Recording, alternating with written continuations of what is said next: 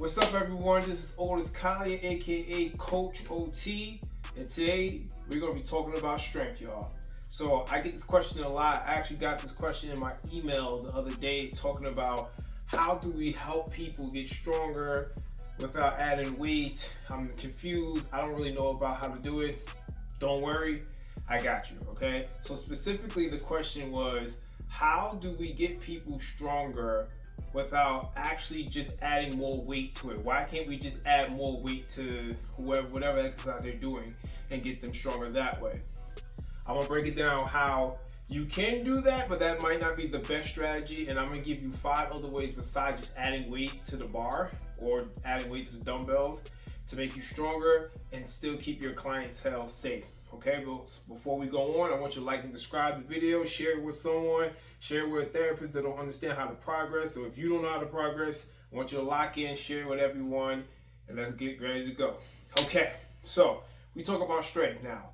Most people, when they are trying to improve their strength, they just add more weight to the bar, like I said previously.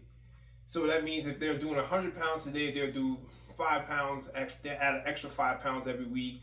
And in theory, they'll get stronger every week. But if you are a seasoned lifter, you understand that this is just not possible. This won't happen. You will hit a ceiling sometime soon. Now, if you're a new lifter within the first year, yeah, you can just keep adding weight to the bar all the time. You'll grow like that. But if you've been lifting weights for a little bit, you understand that the physiology you will run into that, and you just won't be able to lift the weight.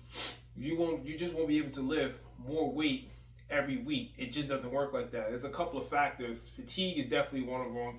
2, the muscle fibers that you have, whatever you're training, they have basically a ceiling of resiliency. So if you train the same muscle fibers the same way every time, they're going to have a certain point where they're not going to respond, and you're going to tap into the area where it's going to get close to injury because you're just beating the same thing over and over. You're not really giving it enough time to recover. Not necessarily cover as in eat from workout to workout, but from mesocycle to other mesocycle. That's just a fancy way of saying you cannot keep doing the same thing over and over and over expecting to progress. There is some type of plateau that you're going to run into, and that's why it's really difficult for you just to constantly add weight.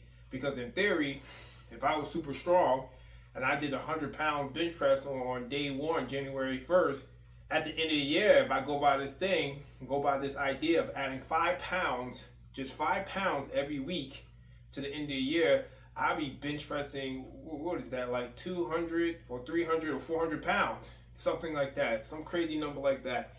And that's just not realistic. Okay, so with that being said, let me give you 5 ways of how to increase your strength in the clinic or in the gym without just worrying about adding weight. And this is kind of preference of how I like to do it, but you can mix and match it. There's really no right or wrong way. Okay, first way is range of motion, ROM, range of motion.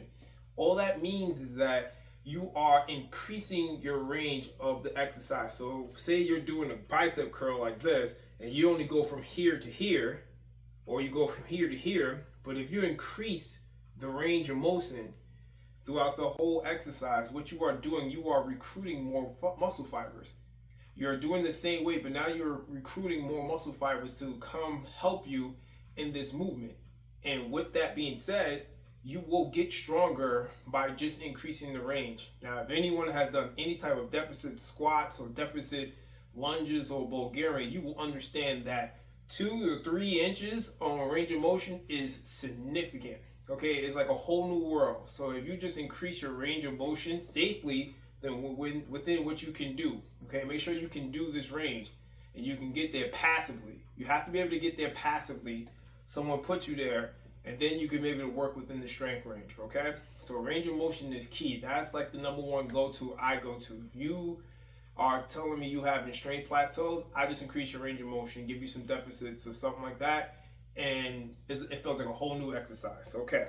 Second one is neural efficiency. You're doing the same exact exercise, but you're just getting better at it. This is more technique and form. Now, this really holds true for people in the beginning. These are those jumps of the people in the beginning where they start exercising and they have these significant jumps. In 6 weeks, they're just jumping, but you don't necessarily see these muscle fibers getting bigger. This is just neural efficiency. This is your body understanding what you're trying to make it do and is getting better at what you're asking it to do. Okay, so that's more neurologically. That's not necessarily muscle fiber wise, the physiology part, but that's more neurologically. But nonetheless, you can still get stronger from that. If you improve your form, if you improve your technique, if your technique is sloppy, and if you tighten that up, your strength will increase much more, because now you are maximizing all the energy you have and putting it into the particular weight or direction that you're trying to make the weight move. So if you're doing a bench and if you have a sloppy technique, if you tighten it up a little bit, now moving the weight be more efficient and using the muscle a little bit more efficient. That's step number 2. All right, so the third one is volume.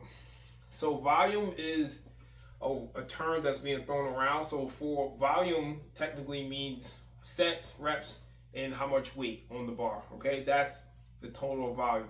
In this aspect, what I mean by volume is we're talking about lifting the same load of weight. So whatever you do in the gym now, you're lifting the same load, but you're increasing the rep range. Okay, so if you're doing, let's say 3 sets of 10, everyone loves that. So you're doing 3 sets of 10 on Monday for week 1. Week 2, you do the same weight, but you would do 3 sets of 11, 3 sets of 12. Now, you can go on until you get to a weird number, let's say around 15, and then it starts changing the actual exercise. It starts to go to something else, start to go like strength endurance. And if you're trying to go with strength, you kind of want to keep your rep range in a certain thing. And this is like a bonus on that. This is the piggyback on that. So what you would do is, set for just constantly increasing the reps until you get to like 100. You will start to get to a point where you will increase the weight a little bit so you can knock it back down to that sets of 10. Okay, so this is where increasing the weight will help you with the rep range. So this is why I use it, but this is not one of my favorites go to increase strength, but it does work. Okay, the next one is so effectiveness. So what does that mean? Is lifting the same load with more acceleration. So this is more sportsy kind of thing, okay? So what I mean by acceleration is like speed, power. So you're doing the same type of lift, but you're trying harder. So you're trying to move the bar a little faster. So if you're doing the squats of 100 pounds and you do that slow or decent pace, or that grind pace where you go down real slow, 3 seconds, and you go up, that's cool. But this one is under control. This is key. It has to be under control. You must be controlling your weight, and you must be controlling your body, where you go down and pop up. Okay, that's more of a power acceleration. You're trying to get down there and come up as fast, as hard as you can under control. So this is speed and this is acceleration. So if you increase how hard you're working, this will increase the muscle fibers being recruited at that particular moment, which will make the load feel lighter, so you're able to move more weight if you add more onto it, if that makes sense. It does. But okay, so I like that one. That's really sports, performance, stuff like that. But in the rehab, you can definitely use this as a therapist. You can use this more so for your sit and stands. That's perfect. You can use that. You can use this for your rotator cuff kind of thing. So if they're into sports, or if they into the kind of things they have to grab, you can work on reactional kind of things. These are perfect for that. But yeah, man, this is one of those things that most people do not tap into because they feel it's only sportsy, but you can use this for everyday things as well. Okay, last one is also is volume, but you are doing more sets, you're doing more reps, and you're doing it within the same exercise, but you're doing it within the same time frame. So this is more so like condensed. This is more density. What that means is you have an hour in the gym, okay? You normally, in that gym, you normally do 5 exercises, and each exercise is 3 sets. So we're gonna keep these numbers clean. So you do 15 sets in 1 hour. So in that same hour, except for doing 15 sets, you said, I'm gonna cram 20 in there, okay? So it's like almost like rush hour. So you have one bus, You got 15 people that can normally fit. That's what you normally do. But for today, you said, you know what, 20 people are going to try to fit in there. We're going to try to cram 20 people into this one bus that normally fits 15. The same thing. You're going to try to fit 20 sets within that same hour that you normally do 15. All right, that does a lot of different things. If you keep the weights the same throughout that whole period, the 3 weeks, 4 weeks, 5 weeks, whatever, you keep the weight the same and you're hitting the same reps, you are getting stronger, because now you're doing more work, more density in the same amount of time, but you're still hitting your numbers. All right, so that's key. You got to keep these numbers the same. If you start changing them, it won't be consistent. You won't be able to gauge if you're actually getting stronger, or in your mind you're doing it because you feel like it.